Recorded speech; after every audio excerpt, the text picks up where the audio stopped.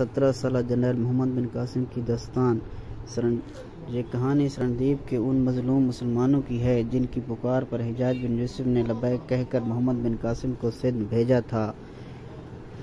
فرمان حصہ دوم۔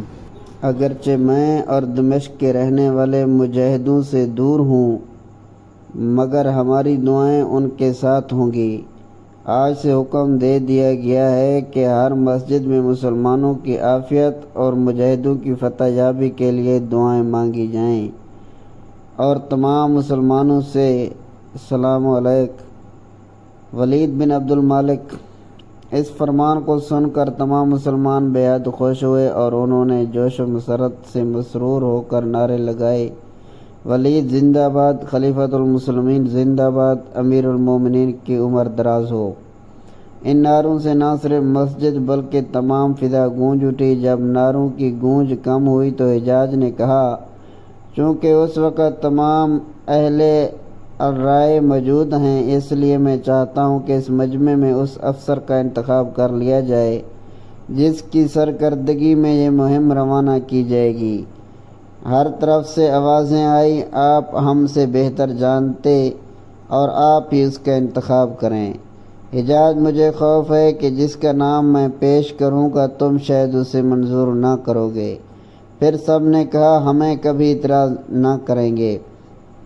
حجاج، اچھا تو سنو، میں اس مہم پر اسے بھیجنا چاہتا ہوں جو ابھی بچہ ہی ہے، جس کے داڑھی اور مونچھ کچھ بھی نہیں ہے، لیکن جو شیر سے زیادہ بہادر ہے، مخلص مسلمان ہے، پرجوش مجاہد ہے، اور جس نے فارس میں کرہائے نمایاں انجام دے کر کافی شہرت حاصل کر لی ہے۔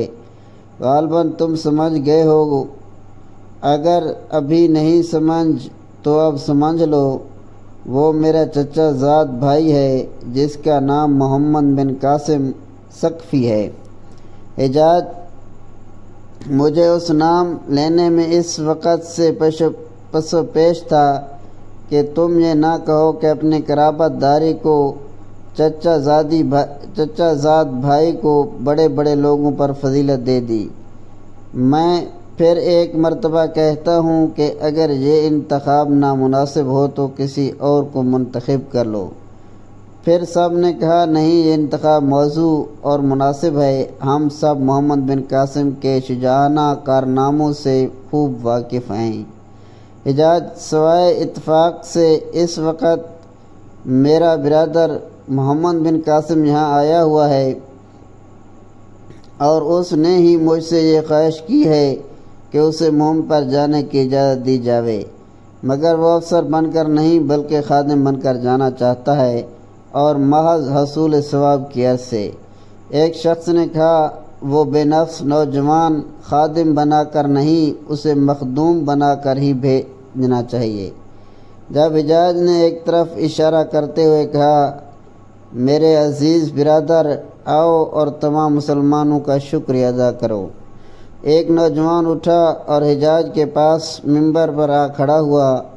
وہ بالکل بے ریش لڑکا تھا، نہایت خوبصورت تھا، اس کی کشادہ پیشانی سے اقبال مندی اور بڑی بڑی آنکھوں سے فراست ٹپکتی تھی۔ اس نے ممبر پر آتے ہی سلام کیا اور کہا، میرے بزرگوں اور دوستو، جب سے میں نے یہ سنا ہے کہ سندھ کے مغرور متکبر راجہ نے سرندیپ سے آنے والے مسلمانوں کو بلا قصور گرفتار کر لیا ہے، میرا دل کا چین اڑ گیا۔ قسم لے لیجئے جو میں نے اس وقت سے پیٹ بھر کر روٹی کھائی ہو، کیسے روٹی کھاتا اور کیسے آرام کرتا، جبکہ میرا بھائی اور بزرگ مصیبت میں مبتلا ہوں۔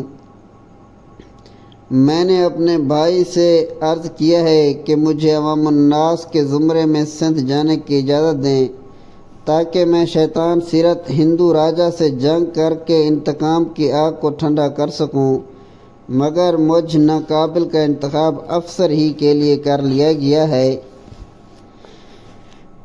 میں اس بات کا اعتراف کرتا ہوں کہ میں سردار بننے کے قابل نہیں ہوں، میں ایک سپاہی ہوں، مگر جب کہ آپ مجھے افسری کی عزت دے چکے ہیں تو میرا فرض ہے کہ میں اپنی جان اس مہم میں دینے سے دریغ نہ کروں۔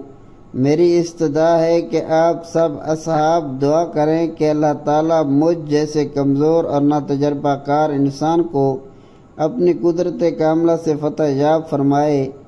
سب نے ہاتھ اٹھا اٹھا کر دعائیں مانگی۔ بچے سجدے میں گر گئے اور انہوں نے رو رو کر کہا، اللہ تعالیٰ، اے ہمارے خدا، محمد بن قاسم کو فتح عطا کرنا، اس کی حفاظت کرنا اور جو مسلمان قید ہیں انہیں رہائی دلانا۔